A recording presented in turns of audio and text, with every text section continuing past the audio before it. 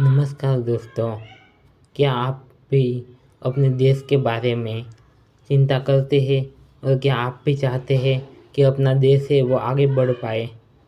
तो मैं आपको इस वीडियो में इसके बारे में कुछ चर्चा करूँगा।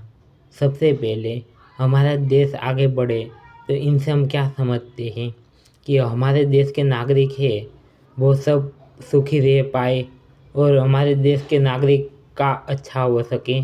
क्योंकि आप भी समझते हैं, फॉर एग्ज़ाम्पल मैं अगर गुजरात में हूँ तो फिर अगर गुजरात के नागरिक हैं वो सुखी हो गए और उनको बढ़िया होगा तो फिर वो है अच्छी तरह से रह पाए। तो फिर मुझे ऐसा लगता होगा कि गुजरात है वो आगे बढ़ चुका है, गुजरात राज्य।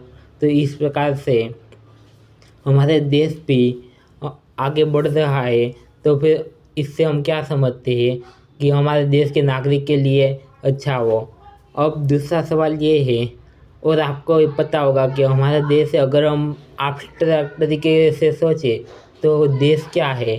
जैसे कि अगर है हम है चाँद पे रहने जाए तो फिर हम चाँद को भी क्या कह सकते हैं कि चाँद के बारे में। लेकिन अंत में तो है, अगर कोई चाँद पे रहने जाता है तो फिर वहाँ पे वो कैसे सुखी रह पाए। यह वो जैसा कि आपको पता होगा, अगर कोई है मंगल ग्रह पे रहने के बारे में सोचता है तो फिर वहाँ पे वो मंगल ग्रह के पर कैसे सुखी रह सकता है। और फिर अंत में तो अगर मंगल ग्रह में भी अगर कोई देश बनता है तो फिर वहाँ पे है वो कैसे सुखी रह पाए, वहाँ के नागरिक कैसे सुखी रह पाए, यह सोच यह सोच सकते हैं।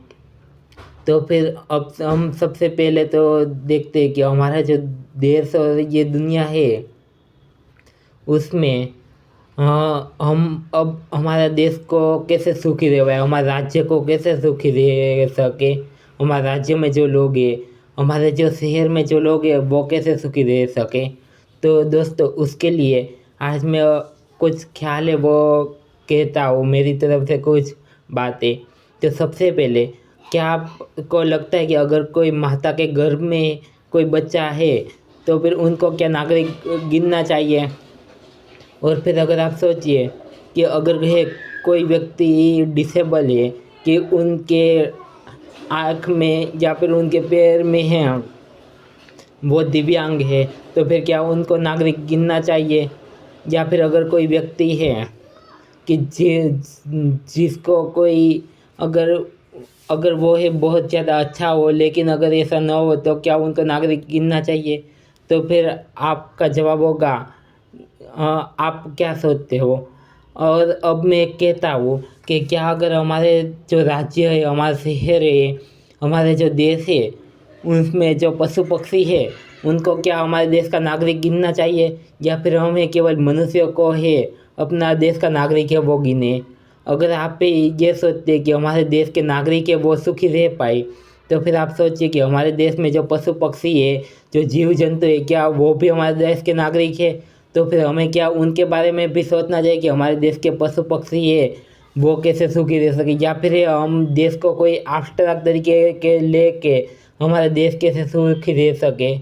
अगर आप सोच सकते हैं कि हमारे देश के, अगर हम अपने देश के बारे में सोचते हैं, हमारे देश के नागरिक के बारे में, तो हम क्या उसके बारे में भी सोच सकते हैं कि हमारे देश के पशु पक्षी है, जीव जंतु और सभी ऐसे लोग कैसे सुखी रहे। आभार आपका।